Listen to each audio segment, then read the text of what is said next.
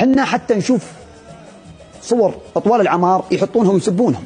شفنا طول العمر يسبون المملكة العربية السعودية، كل ما يشوفون أي إنجاز أي شيء هاجمونا، والمشكلة لهم من عندنا ولا حنا من عندهم، ولا لهم دخل أصلا فينا ولا دخل فيهم. حنا يا السعوديين ما نرضى، ومن يوم ورايح ما عدنا بساكتين على أي أحد يغلط على ديرتنا. ما نسبنا والله ما يلوم إلا نفسه، والله الناطع على خشمه، والله ثم الله إني أنا يعني مع دولتي وأنا سلاح مع المملكة العربية السعودية وسلاح من عاد دولتي.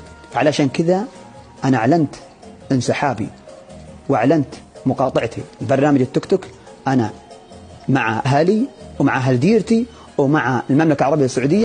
وأكثر العالم يقول لا، يمكن فيه ناس مدفوع لهم ومدري إيش، وفي ناس يجونا ترى أكثرهم يجوني سعود بالله كم عطوك فلان وفلان. لا لا لا لا، خلي دي على جنب. الربع إذا اليوم ما وقفت الوقفة مع أهل ديرتك ولا بلاش. فاليوم أنا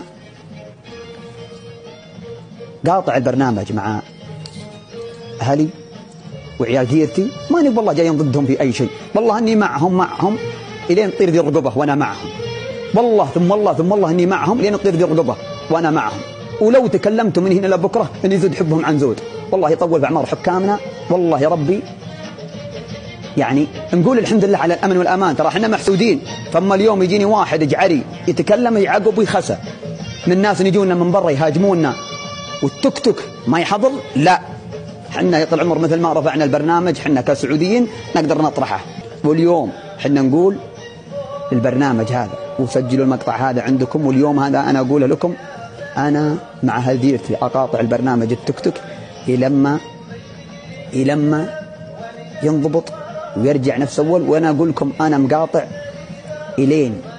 إلين كلنا نقول أما نرجع كلنا سوا أو نقعد كلنا سوا. وحنا أي شيء ندخله ترى ناخذ الأول. تحياتي.